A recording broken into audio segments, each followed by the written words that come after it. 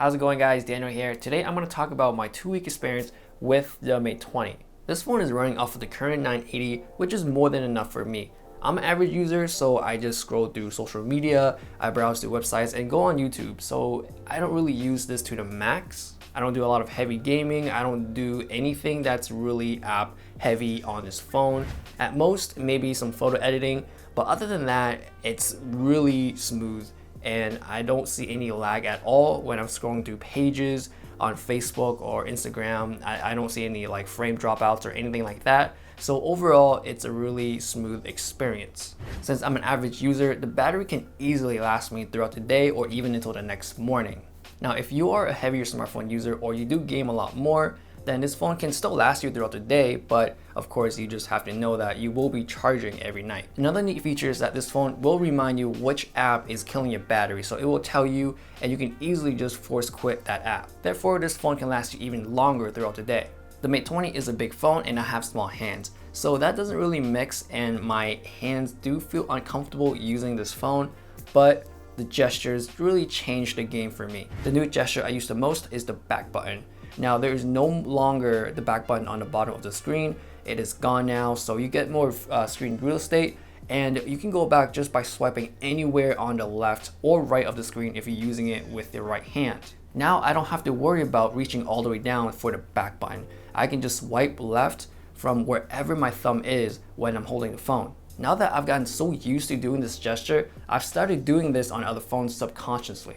By far, this is one of my favorite cameras to use on a phone. It gives me so many options. I can just use it as a regular camera, I can go ultra wide, I can go macro with that ultra wide, and I can go telephoto. Now, my favorite mode is the aperture mode because I can get those DSLR type of pictures. Now, it's not going to be as good as a DSLR camera, but I can easily get that similar image with a camera in my pocket. Now, it's nice that you can set the blur after you take the picture as well, and you can set different focus points to what you want to be in focus and what you want to be out in focus. The next thing I do like about the camera is night mode.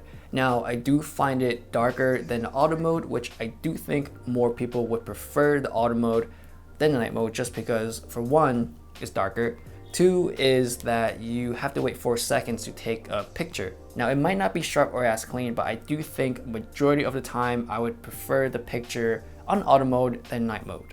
The dynamic range on this phone is really good as well. I do find some pictures to be a bit over processed, but overall these pictures are pretty much ready to share on social media. For video, it does 4K 30, which is pretty good. I wish it can shoot in 4K 60 so I can slow it down and get some cinematic stuff. And when I'm shooting in low light, I do see a lot of jitteriness. I wish I can turn that stabilization off so I can get a cleaner look, even though it is more handheld and shaky. And another feature I do like about this camera is that it turns off when you're not using it. Sometimes I just leave it on so I can get another shot close by, but if I'm not using it after maybe 2 minutes, it'll just turn off, therefore saving more battery so I can shoot longer. Overall, my 2-week experience has been great. Initially, I thought that I wouldn't like this phone because it's big, but the gestures changed my mind. I do love that new back gesture where it doesn't matter which hand I'm holding on.